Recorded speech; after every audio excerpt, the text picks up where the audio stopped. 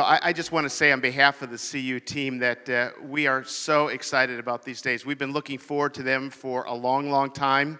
There's been much thought, planning, prayer, fasting, a lot of work that's gone into these days, and we have so been looking forward to them. But most of all, I just want to say thank you to each and every one of you for making the effort to be here. I know that's not without sacrifice, cost, time. And we are blessed and honored that you would take the time to be with us for these days. So thank you very, very much. And we look forward to what God's going to do in these days that we have together here. And one of the things that we're so excited about is the extraordinary group of folks that are our speakers, that are our panelists, our seminar leaders. And sitting next to me is one of our panelists, as Zach just mentioned. And April Tansmith is one of our panelists on the finance panel that you'll hear about. But what we want to do tonight is just to give you a little introduction, a little bit of taste to the wonderful quality, high-quality folks that we have with us that are going to be sharing with us during the course of the weekend. And so it's really a joy and a pleasure for me to get to know with you a little bit better April, who is sitting next to me here. And so, April, I'm going to start and say thank you, first of all, for being with us. She took a train right out of work, got here not too long ago, and appreciate you and your husband making the great effort to be with us for these days. Thank you. It's wonderful to be here. So great. Thank you, April. And Zach already mentioned that you're a graduate of MIT, that you're a graduate of Columbia with your MBA, and you've apparently got family here because they're very excited about that. They make us look so boring. Yeah, that's right. Yeah. So, but April, tell us a little bit more about your background. I think you were born overseas, and how in the world did you come to the States and to be in your position in New York that you're in? Yes, absolutely. Yeah, thank you again so much for having me. It's really a pleasure to be here. I was born in Hong Kong and with non-Christian parents, and we just kind of happened to have gone into a Christian primary school and just really gotten to know some very, very nice people. And I was just always moved by their generosity and hospitality with me. So when we moved over to the States, to Miami, Florida, when I was 11, the only thing I asked my parents was, can we please try to find a church? And they were really shocked, like, we never did that when we were in Hong Kong. But sure, give you a chance to learn English. So we did that, and it was really grateful that it happened. Yeah. So you ended up going to college, as we've mentioned, and then you went to graduate school. But how did you get into your position? And tell us a little bit about the position that you're in right now, if you would. Yes, absolutely. So that's interesting. I've always really enjoyed math and math competitions. I did that my whole life, and just kind of got fortunate and got into a good school that I really enjoyed my 3 years there. And when I was there, I actually was very, and I made up every excuse not to go to Bible study, to be honest. I was still pretty not sure about my faith, and but I remember, again, just unexpected God blessing, got into a internship that was on the floor of the American Stock Exchange, and realized I just love being on the trading floor, and every day is different.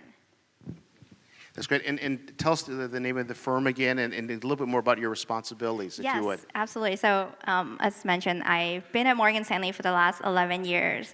Currently, an executive director in derivative sales trading business. My niche, quote unquote, it's on volatility arb trading firm. So that means rather than trading asset class like you heard of equity or interest rates and things like that, I trade the standard deviation of those asset classes.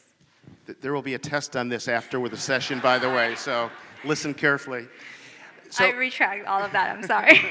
We should have practiced. And I think you mentioned you went through school in 3 years. It took me 6, so we kind of balance out.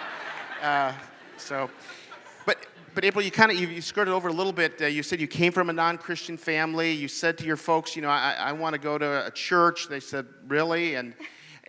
But you're obviously committed in your faith. Tell us a little bit about your spiritual pilgrimage and how that's developed over these last several years. Yeah, I'm really grateful you asked that, because I think most people would kind of assume New York City and Wall Street not necessarily being the place where your faith gets to grow. And I really think when God wants to work with you, He literally can do it anywhere. And I actually met one of my best girlfriends in my analyst class at Morgan Stanley who said, you should come to Redeemer with me. And I couldn't find an excuse to say no to her. And that was 10-ish years ago, and I've been going to Redeemer and just grew a lot from leading Bible study, and my faith grew since then. And that's Redeemer Presbyterian Church, Yes. Pastor Tim Keller, that many of us appreciate in this room. Now, I know that just a little bit of your story in that giving has become very important to you and more recently your husband, and you've been married now a little over a year, and congratulations. Thank you. You're still on the honeymoon, obviously. And so grateful that Graham is here with us as well. But tell us a little bit, I think that's even a part of how you met was around the whole giving thing. So talk about that a little bit. Thank you. Yes, I think tying in this idea of work and faith, I'm really grateful for this position at Morgan Stanley that I haven't really tied into, thought through when I was your guys' age. So you're so much more ahead of me already. Just over the last few years, just really thinking about this opportunity that God's given me to be in finance and resources that really come with the job, as well as other people. I've brought, not really by my own work, but brought coworkers with me to Haiti, like thinking about traders from the trading floor of Morgan Stanley going on a trip to serve the poor in Haiti. It's just really powerful. And so this really led me to challenging myself to give more generously. One of my favorite verses is 1 Chronicles 29, just thinking, who am I and who are my people that I get to give generously as this? So thinking about the idea that our assets are really not ours, and we are really asset managers for God, really helped me turn and think about what to do with His money. And I really like that term, asset managers for God. Isn't that great? Love that. So, and I know that your commitment to giving and giving generously now has flowed over into your marriage, and your husband Graham has brought that same commitment. And we're not just talking token giving, putting a 20 in the offering plate here. I mean, you've really challenged yourselves to really give at a really extraordinary level that is a great example for all of us. But I know that that's also birthed this restaurant. And tell us a little bit about that. Probably most of us are not aware of what you guys are doing. It's really something exciting.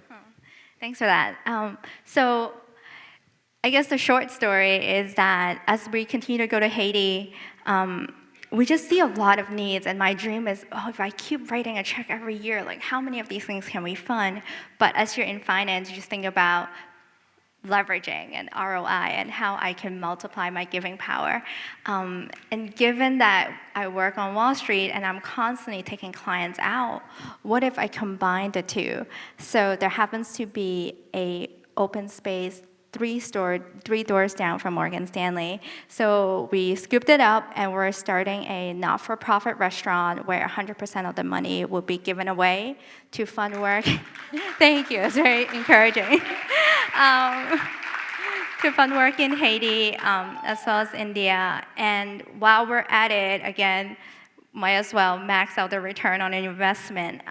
Graham and I both mentor people who have been in prison for various reasons who need a second chance. So we're hiring the incarcerated population as well as, thank you.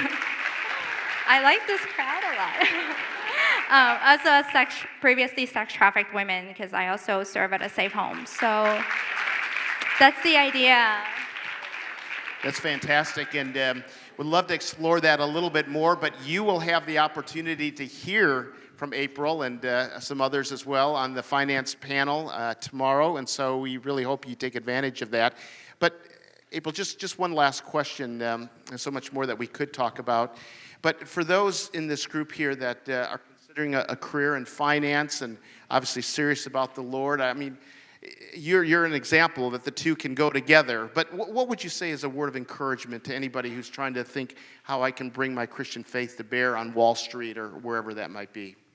Yes, I think for my own experience, I've really been so encouraged by people are attracted to goodness, and they might not realize it's actually not goodness within us. They would like to say, oh, you're a good person, but it's the goodness that is from Christ, right? And people that have offered to come with me to Haiti, and people that have offered to give me lots of clothes, lots of money to build well, I've just been overwhelmed. So I think just being courageous about your faith and being authentic, that's enough said. Great, wonderful. Thank you so much, April. Appreciate it. Thank you for letting me be here.